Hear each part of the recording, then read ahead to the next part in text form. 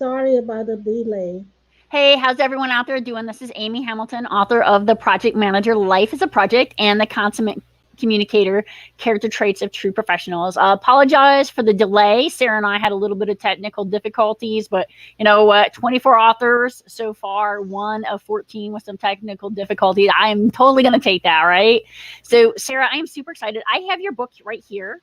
And thank you so much. I know that some of the authors shipped some books and not all of them came in. Sarah, you wrote How I Survived the Killing Fields, a story of hope, love, and determination. And, glancing through the book real quick, I'll admit I didn't read every page. It came in yesterday, but I did have a chance to take a look through. I mean, a truly powerful story, and it's your own memoir. I would like for you to just share with the audience a little bit about what inspired you to write this. um, just powerful book expressing, your own share experience. What inspired me to write the book is that there, when I came to the United States, a few years later after I got settled, people asked me my story, and every time I told them, they say, "Oh my goodness, you should write the book." And for many years, I dismissed that idea. I have no way. Why do people want to read such a sad story like that? And then later, I heard it again and again, and then I think maybe my story helped people. And some of them that listened to my story, they said that it's very helpful and it make a lot of impact on their life. So yeah, I am so grateful that I have an opportunity to do this, to write this book, and I know it's going to help a lot of people. It's not bringing back the bad memories, but it's to look at the reality. And some people don't believe. A lot of people don't believe it happened. But how could many of us tell the same story, similar story, if it's not true? So I want to encourage a lot more people that survive and write more books because each of us have a uh, unique story to tell. No, So that's such a true thing. And so many of the authors today have brought up that point that everybody has a unique story. And your story, I just talked to your partner, Lee Tran, and, she talks about Don't Miss the Boat and her escape from Vietnam. Your experience in Cambodia, very, very powerful, very, very heart wrenching. And like you said, it is a story that's it's sad. It's a story that can really, pull at your heartstrings. But at the same time, your way of handling it, it's a story of triumph. And so you talk in here about your experience in Cambodia, and I realize that this may be very difficult, but are you willing to share some of your experiences of what it was like before leaving here to come here in the United States? some of my experience. The hardest part was living through the 4 years of communist treatment. It's like a torture. They want to punish us. We are the prisoner of war. When they come with anger, with resentment, with madness. They come so mad at us. We didn't do anything to them, but they mad at the system. So they want to, just punish us.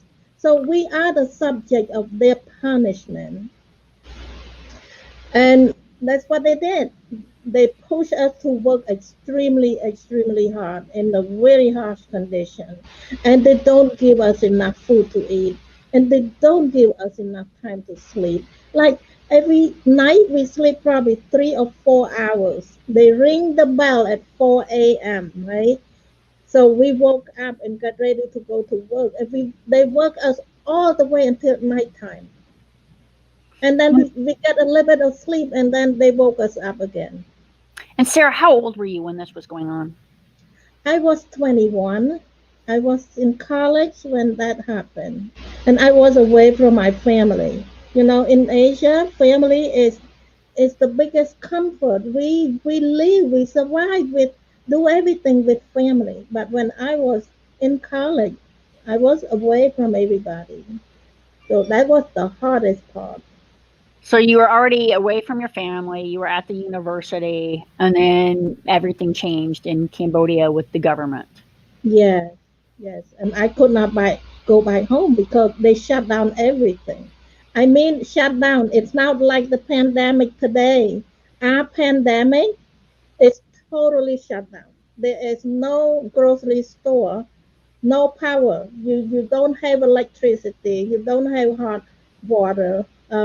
You don't have the bank to go to. No restaurant of any kind. No communication. There's no telephone, post office, transportation. Nothing. We don't have anything.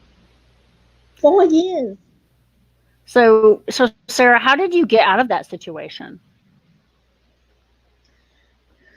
Well, I escaped, but but the communist regime uh, was kicked out by another communist. But the communist Vietnamese came and they kicked out the Cambodian communists. So we have a little bit of break. But I was still in their captivity when the rest of the country was liberated. I was still in the captivity, so I had to escape. I risked my life. I escaped with 3 friends. If they caught me during my runaway, I would never be here. But but for me, freedom was very important and family was very important. I ran away because I want to go find my family. And so what was the experience like finding your family? Oh, when I found them, I forgot about everything in the past. How much they treat me, how bad it was. I didn't remember anything. All I remember was the joy of seeing my family. And that's enough satisfaction for me to forgive, to forget about anything. I did not forget, but I forgive. No, I think that's a super powerful story about how, our family connects us and you were able to overcome. So how did you end up coming here to the United States from Cambodia? Well, after I reunite with my family, I recover myself from all the disease, and then I face there's a time that I'm facing a need to get out. Otherwise, I will be in danger, in bad danger. So my mom, pushed me out. She said, "Honey, you need to leave. Otherwise, there's no future here, and it's very dangerous." I was in a prime. I was in my mid 20s. It prime for rape, for abuse, all that. So my mom saw that, and she said that maybe you will be able to come back and help us in the future. So that's the only word that gave me a little bit of comfort to leave my family again. It was very heartbreaking. It was scary too. I have no So you came idea. here with no family. No family. I have a And do you speak relative. English? Uh, Only a few words. I So have very a scary for you. relative. Yeah, I have a relative in United States that he came here a long time ago, and he sponsored me to come here. Yeah. And since then, have you been able to see your family in all these years? Yes. A few years later, my mom and my 3 brothers left the country and they crossed the border, but they got stuck at the border for 5 years. But finally, I was able to bring them here. So I got reunited a second time, and I also got a chance to go back to Cambodia back in 2015. Wow. So that was your first time going back was 2015. Yeah, 30 years after I left. And how was that experience for you? I have a mixed feeling. I was happy that I saw my dad. I saw a lot of my cousin, my aunt, and everybody. But it's sad that nothing was the same. But at least I saw people that I love. That's all I care. Everything else is secondary. People are most important for me. So was Sarah, that's able to. really just so powerful. I know that Sorry. I know Go that our ahead, time Amy. got cut short because of we had some technical difficulties getting on. I have your website down at the bottom of the scroll bar here, sariam.com. Can you tell viewers what they can expect when they go to your website? When they go to my website, they learn a little bit about me, about who I am, what I'm doing right now, um, and they see where I will be speaking, and they see some of the activity, the event that I'm doing. And the book. They can buy my book there. I have a second book. Yes, that's my first book. The second book is the wellness book. It's a collaboration book, but that's not my main book. The one in your hand. Also go. I would be a speaker.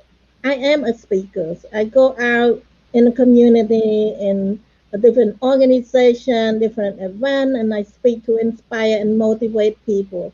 Because um, if I can get through this horrible situation back in Cambodia, anybody can get through anything that they can make up their mind to. All all it all we have to do is train our mindset that you are victorious. You can overcome anything. When you have a goal, you have a desire, you have love in your heart, you have hope. Never give up hope. Nothing will shut you down from having a hope. So we should always have hope. And for me, have faith is also important. Sarah, You you know, bring up so many important things, and right now, a lot of people, depending on where they're listening from, still might be locked down from the coronavirus. What's your best advice for people to continue to maintain hope, even though they're feeling very trapped in their own homes? well, if they know my story, they should not feel trapped because nobody ever got trapped worse than I do. I got trapped away from the family with nothing. I sleep on the ground, and nothing got trapped here. You are in luck. You have a luxurious life here. I consider get trapped too, but I don't feel it. I have everything I need. Remember, you have everything that you need. If you need food, you can go to the grocery store. You are hungry, you cannot cook, you can order from the restaurant. You have place to live. You have people to call to talk on the phone, on the video. You have Facebook. It just you have everything you need. Never feel trapped. You are so lucky, so fortunate compared to a lot of people in the world. I never forget where I came from. That's why I'm doing what I do to inspire people. You are so fortunate to be in this country. Well, and that's definitely for the members of our audience who are in this country. And this is a global broadcast and an international book festival. We've had people here from South Africa, from India, New Zealand, the UK today, even up in Alaska in the United States. So pretty diverse group of authors from different places. And so I do think so many westernized countries, we do have those benefits, but not everyone has those same luxuries, is what you're pointing out, Sarah. Yeah. Yes. To answer another way, how to have hope is that it's your decision. If you don't have hope, you tend to give up. You should not give up. You should grab on hold of people that you love. Just think about people rather than think whatever material that you miss. Don't think about it. Just think what you have. Appreciate. Gratitude is very important to keep your hope up. Just think of the little thing that you have. Appreciate what you have. So also another way to keep hope is that have that faith. There is God. No matter what you call that God is very powerful, very important. That our human being is so limited. We have a limited capability, but with God, there's no limit. If, So if you Sarah, have if you have that belief, you will not give up hope. Sorry. no, no, it's terrific. Unfortunately, we are coming to the conclusion of the segment. I do apologize for the technical issues we had in the beginning. Is there anything else that you wanted to add before we close for the day? Well, check out my website. Get that book. That book is only $20. If if what if that book can help you to go through whatever you are having challenge with? That book can help you to get that hope to to keep moving on with your journey with purpose. So it's not much for yourself. Invest that $20 for yourself and for your people that you love. But I don't have a big promotion. And look, check out my website and follow me wherever I speak. Just maybe you can get a glimpse of what I'm talking about. Sarah, thank you so much. I appreciate you. I appreciate your message of hope, overcoming adversity. You've certainly been through more than your fair share in life. And thank you so much for your willingness to make yourself vulnerable and to share your story with us. Thank you, Amy, for doing this. I appreciate you so much. And we'll talk again soon. Definitely. Thank you so much, Sarah. Bye now. Bye bye.